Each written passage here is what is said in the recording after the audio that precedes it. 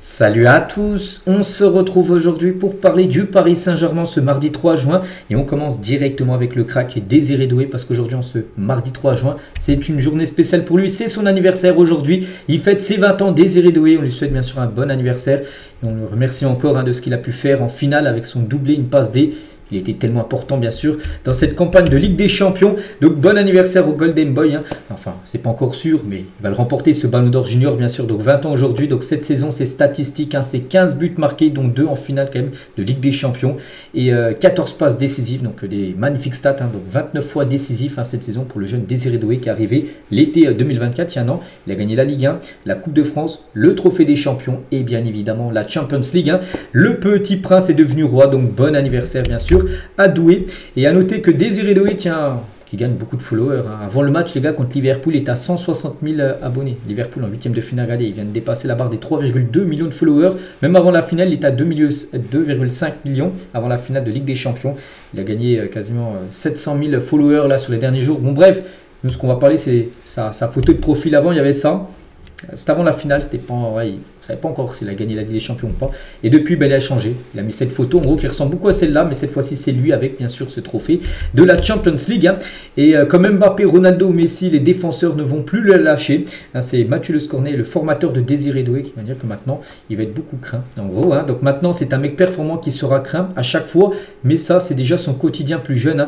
Il est à 80% de son potentiel. Les 20 derniers pourcents peuvent encore le mener très haut. Il dit, en gros, son formateur à l'époque, il n'est pas encore à sa version prime, à Désiré Doué, qui peut encore progresser et il sera encore beaucoup plus fort qu'actuellement, même si actuellement déjà il crève l'écran. Voilà, quand tu fais une finale comme ça, c'est que bien sûr tu es au-dessus de la moyenne. On continue, nous on revient sur la Ligue des Champions bien sûr, même si ça fait déjà 3 jours que cette finale a été disputée. On continue à surfer sur cette Champions League enfin remportée. Surtout les gars, c'est quand même symbolique parce qu'avec la Ligue des Champions, c'est les 100 titres pour le PSG. Paris a été avant à 99 trophées remportés dans son histoire. Et cette Ligue des Champions, le 100e titre, en plus 100, c'est un peu un chiffre symbolique. Donc voilà, donc 100 titres pour le Paris Saint-Germain avec cette Champions League ajoutée. Donc peut-être le 101e titre, ça sera peut-être la Coupe du Monde des clubs. Après, le 102e, si la Coupe du Monde des clubs est remportée, il y aura peut-être après la Super Coupe, bien sûr, d'Europe qui sera sur un match, bien sûr, la Super Coupe d'Europe contre Tottenham. Donc voilà, 100 trophées. Et le 100e est la Champions League. Comme voilà, pour dire que voilà, c'était le trophée qu'il fallait pour amener bien sûr ces 100 titres à Paris. Et ce trophée, les gars, qui est un peu partout. Il était bien sûr à Munich, ensuite il a fait la parade au parade aux Champs-Élysées, il a été à l'Élysée ensuite.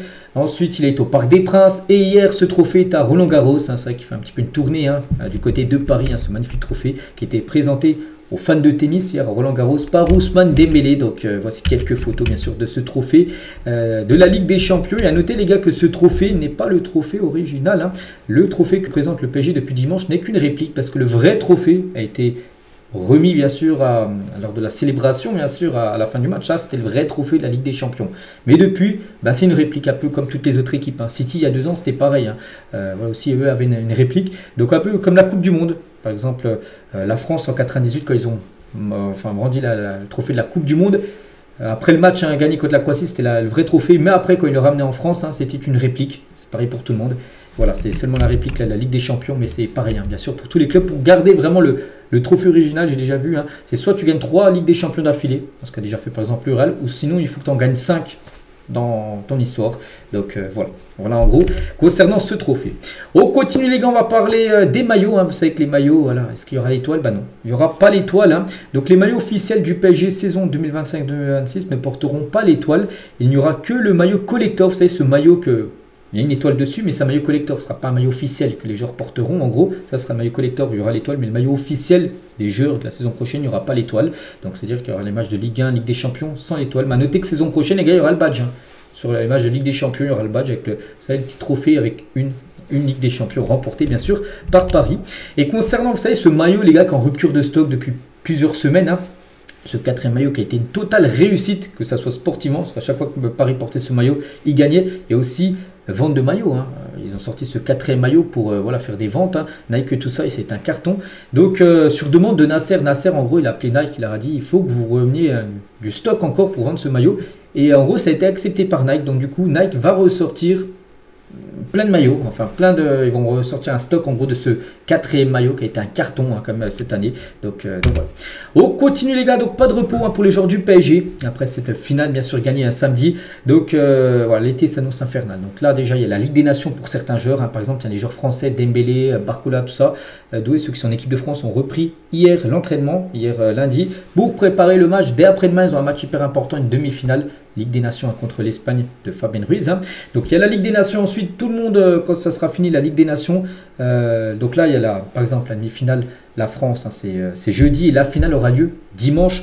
Dès le lendemain, où peut-être il laissera peut-être un jour de repos, on va dire, Luis Enrique peut-être le mardi, on va dire. Tiens, mardi, la semaine, dans une semaine jour pour jour, reprise de l'entraînement à Paris, les gars, pour préparer la Coupe du Monde des clubs. La Coupe du Monde des clubs commence le 15, donc dans 12 jours, jour pour jour. Donc voilà, c'est pour ça qu'il va falloir préparer cette rencontre, enfin ces rencontres, parce qu'il y a plusieurs matchs. Ensuite, il y aura la Super Coupe d'Europe, bien évidemment, contre Tottenham sur un match. Puis après, reprise de la Ligue 1. Donc jusqu'à 73 matchs possibles la saison prochaine pour certains Parisiens. Donc voilà, gros programme, j'ai dit. Donc tout d'abord, l'Atlético Madrid. Donc le match aura lieu à midi à Los Angeles, donc 21h heure française. Donc là, ça sera en plein milieu d'après-midi, là-bas il fera très chaud. Botafogo, pareil à Los Angeles à ce match. Puis après, il y aura Seattle qui se jouera chez eux. À Seattle, donc ça sera aux États-Unis. Donc là, je crois que le match sera diffusé à 3h du matin heure française. Donc là, ce sera un peu compliqué de regarder ce match-là. Puis après, vous pouvez voir un 28 ou 29 juin, 8e de finale. Potentiel si Paris se qualifie. Enfin, on espère 4 ou 5 juillet l'écart. Ensuite, 8 ou 9 juillet, demi et la finale. La grande finale aura lieu le 13 juillet, finale de la Coupe du Monde des clubs. Voilà, donc 13 juillet, donc un mois, jour pour jour après, le 13 août, contre Tottenham, parce qu'après, bien sûr, il faut quand même que les joueurs partent un peu en repos. Ils ne vont pas pouvoir enchaîner directement sur la pré-saison. Tu as besoin de couper un moment, sinon c'est pas possible. Donc un mois après, il y aura là, bien sûr la finale contre Tottenham qu'il faudra préparer, la finale Super Coupe d'Europe. Et après 15 ou 16... après, il faut voir, parce que ça se peut que Paris, du coup, leur première journée soit décalée. S'ils jouent le 13, ils vont pas rejouer le 15 ou le 16, 3 jours après, la première journée de Ligue 1. Peut-être ils joueront... La première journée sera décalée une date ultérieure. Voilà, le programme complètement fou, bien sûr, de Paris. Notez que la Coupe intercontinentale aussi, en violette, c'est vrai que c'est une compétition, vu que Paris a gagné. En gros, c'est un peu l'ancien Coupe du Monde des clubs qui se joue sur, vous savez, sur 2 matchs, où il y a que 6 ou 7 équipes. Paris devra jouer aussi cette compétition vu que Paris a gagné la Ligue des Champions. Voilà. Donc le calendrier sera fou, comme la saison bien sûr prochaine. Et concernant cette trêve, Kvaratskhelia, ça c'est plutôt une bonne nouvelle les gars. Laissé au repos, il devait jouer là les 2 matchs avec la Géorgie. Le sélectionneur, donc Willy Sagnol, qui est un sélectionneur de la Géorgie en gros, n'a pas appelé Kvaratskhelia. Il lui a donné quelques jours de repos. C'est plutôt une bonne nouvelle. Comme ça Kvara va pouvoir souffler avant la Coupe du Monde des clubs. Donc pour éviter un contre-coup, les joueurs peuvent compter sur Luis Enrique et l'ensemble du staff parisien. Turnover pour pouvoir finir en forme. Il y aura une coopération avec les sélectionneurs nationaux pour gérer les champions d'Europe. Donc voilà, j'ai dit avec ce gros programme bien sûr de Paris dès la reprise. On continue, tiens, on va parler de Donnarumma, de retour en Italie. Bon, il a fait mal à une équipe italienne, l'Inter, mais il était de retour pour préparer les 2 matchs bien sûr de la sélection italienne. Et champion d'Europe en Italie. Donc Donnarumma il a dit: j'ai beaucoup fêté après avoir remporté la Ligue des Champions. Maintenant je suis concentré à 100% sur l'équipe nationale italienne. Sur les matchs de qualification pour la Coupe du Monde contre la Norvège et la Moldavie, 2 matchs importants nous attendent, nous serons à combattre. J'ai entendu Spalletti, il m'a envoyé un message et je le remercie. Je suis content d'être là. L'objectif prioritaire est la Coupe du Monde. Nous devons absolument y aller, parce que là c'est des matchs pour se qualifier pour la future Coupe du Monde. Les 2 matchs là, de l'Italie qui vont jouer contre la Norvège et la Moldavie, c'est pour ça qu'ils préparent énormément ce match. Ces 2 matchs plutôt. Il faut travailler sur le défi avec la Norvège. Le premier est toujours le plus important. Nous travaillons dur pour gagner dès vendredi contre la Norvège. Norvège de Erling Haaland, bien sûr, qui pourra affronter Donnarumma. Et concernant son futur Donnarumma, parce qu'on sait que depuis quelques temps, on ne sait pas. Une chose qu'on sait, c'est qu'il est en fin de contrat dans en 2026. Mais qu'est-ce qu'il va faire? Est-ce qu'il va prolonger ou partir?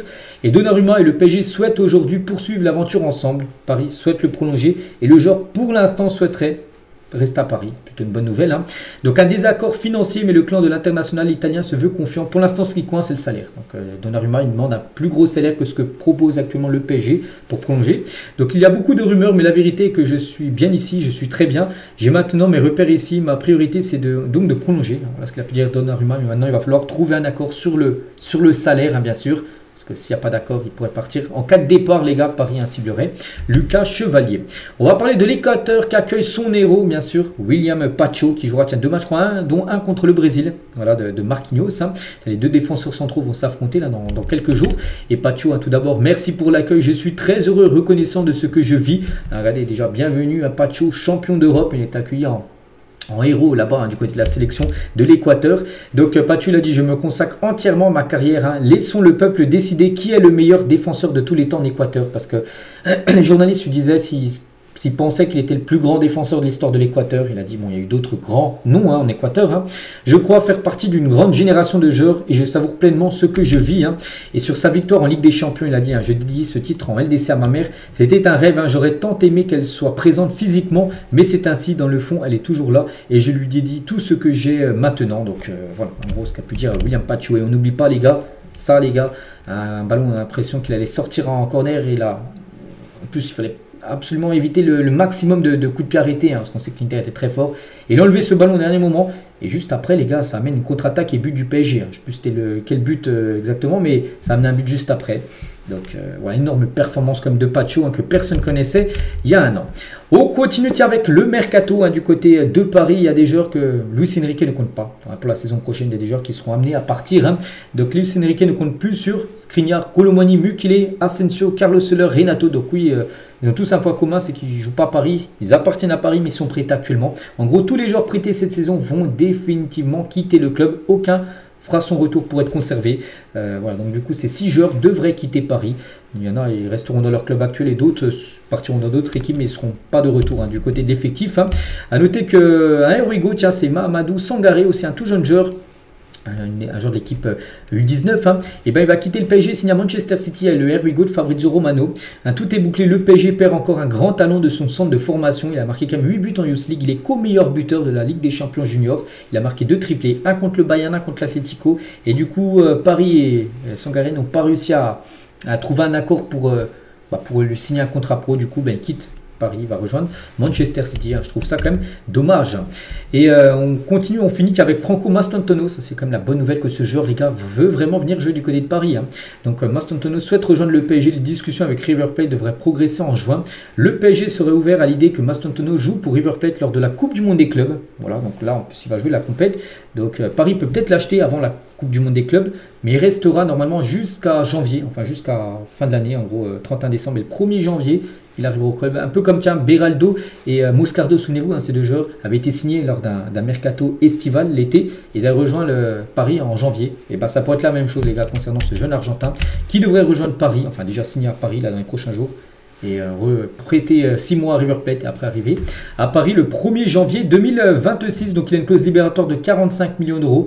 Mais River Plate est ouvert à la négociation, donc c'est-à-dire qu'il peut coûter encore moins cher que 45. Donc il est pisté par le Real, par le Barça, l'Atlético, des clubs anglais. Tout le monde le veut, il a envie de venir à Paris. Il a, voilà, je crois qu'il a 17 ou 18 ans, il est tout jeune. C'est un joueur qui coche toutes les cases, hein, du côté du recrutement parisien. Tiens, on finit avec lui aujourd'hui. Donc voilà, les gars, ce qu'il y avait à dire. J'espère que ça vous a plu. On se retrouve, nous, demain.